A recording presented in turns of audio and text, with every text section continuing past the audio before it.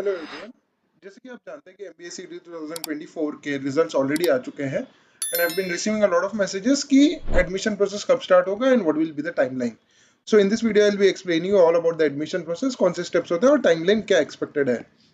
So total process अगर मैं देखूं एमबीए सीटी के पूरे एडमिशन प्रोसेस को कितना टाइम लगता है from the start, this is I am telling you start to and.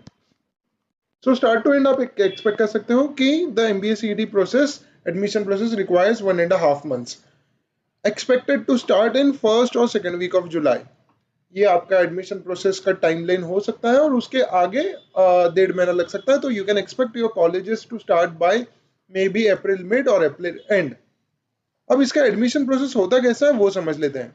तो सबसे पहले तो आपका होता है registration for CAP rounds. Registration of CAP rounds में वेदर और not you have applied for CET, आपने सीटी दिया हो या ना दिया हो, you can still register for CAP rounds. कि अगर आपने कैट भी दिया है तो भी you can still register for CAP rounds.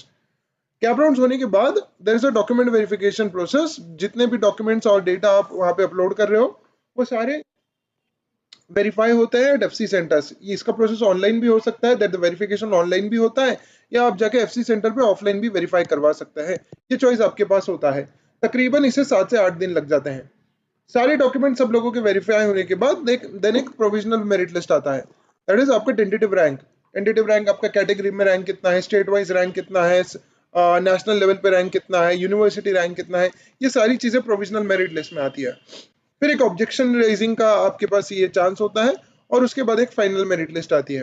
Final merit list is your final rank. इसमें बहुत सारी चीजें समझ में आ जाती हैं कि आपको कैप राउंड 1 में कौन सा कॉलेज लग सकता है depending on your university.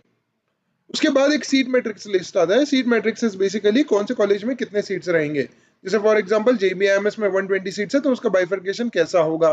TFWS में उसके 5 सीट्स है, ईडब्ल्यूएस में उसके 12 सीट्स है, सॉरी टीडब्ल्यूएस में 6 सीट्स है एंड ईडब्ल्यूएस में 12 सीट्स है, तो उसका बाइफर्केशन कैसे होगा वो सीट मैट्रिक्स की लिस्ट में आता है। हर कॉलेज को ये शो करना पड़ता है सीट मैट्रिक्स। उसके बाद कैप राउंड फॉर्म फिलिंग 1 होता है।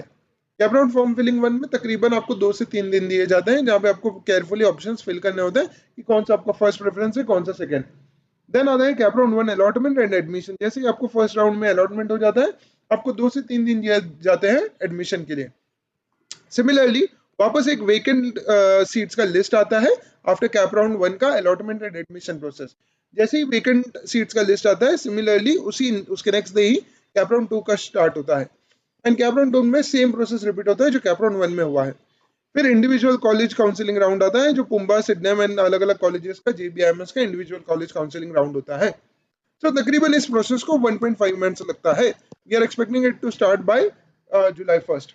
So I would request you to subscribe to the channel and follow us on Instagram for more such videos. Thank you so much.